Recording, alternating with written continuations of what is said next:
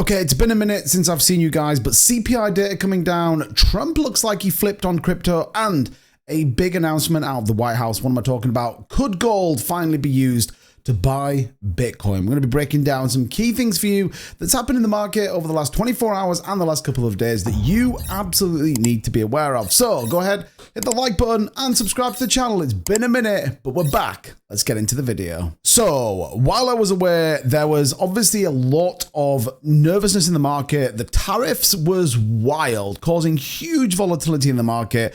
Some may say it's part of a wider plan. Some may say even it was scripted. But the reality here is that Bitcoin took a hammering, but it looks like we're on the way up. Trump delaying those tariffs for over 90 days, now nullifying a couple of others, and a massive statement coming out of the White House. Well, guess what? It all is looking very positive while we sit at about an $85,500 Bitcoin. We'll break the charts down in just a minute, but Donald Trump has accepted an array of tech products, including smartphones, chips, computers, and selected electronics from tariffs, giving the tech industry a much-needed respite from trade pressures. This has gone down incredibly well, as you would expect. The market's bouncing incredibly today and looks like it's going to continue into the new week. Now, don't forget, CPI came in at 2.2% better than we expected as well.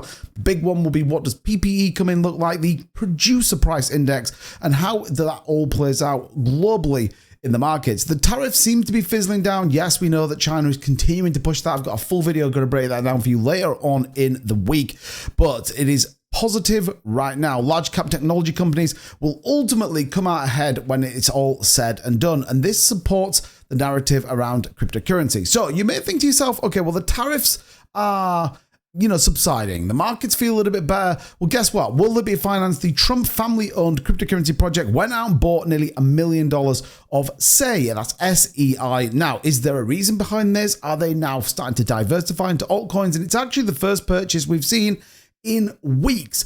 Before all of this volatility, they were buying things like white. They also bought some more Ethereum and much more. We know Trump obviously giving his steer that the markets were going to move. And again, this is a big moment. $750,000 is nothing to be shaken at. They continue to hold Ethereum, and more importantly, they continue to hold USDC. In fact, they've been accumulating this over $25 million worth, ready, in my opinion, to purchase some more cryptocurrency. And why do I think that? It's important that we back these things up with facts. A lot of people come out and say, well, Trump's just going to do this or do that. We have to back it up with facts. So here's the first facts I've got. There was a massive Bitcoin long position open today, over $200 million worth, going long on the price of BTC. Do they know something that's coming this week? In fact, do they know something that's happening right now? Well, guess what? I've got it for you. This was announced here from a senior White House executive, giving a view here that actually there could be a desire for the US White House to consider those gold reserves to buy Bitcoin. Quote, if we actually realize the gains on the US gold holdings, this will be budgeted neutral to acquire more Bitcoin.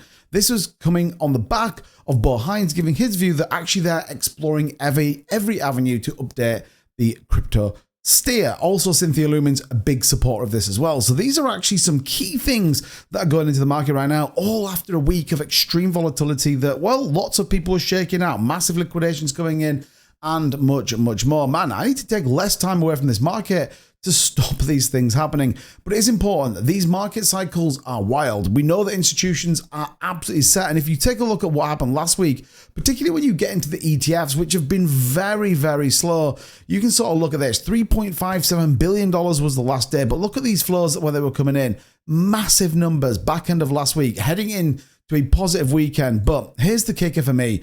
Very quiet over the course of the last week. We actually saw pretty much every single day as a negative outflow on that tariff news. Now, everything seems to have flipped yet again at the weekend. This is, in my opinion, given retail the opportunity. I actually saw someone talk about the QQQ, which is not something we discuss here on the channel, but $1,000 in the QQQ before Trump announced a great time to buy stock netted 1.2 million for many, many people. Pretty wild if you ask me.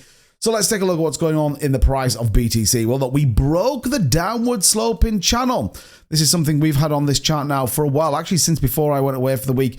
But look at this. We broke this with volume. This is a key thing to reference. MACD's turned to the upside, as well as RSI now starting to move away from the oversold position. So for me, this is a very positive cycle and a very positive statement for the price of BTC, especially to move on a weekend when we know volume is at its lower.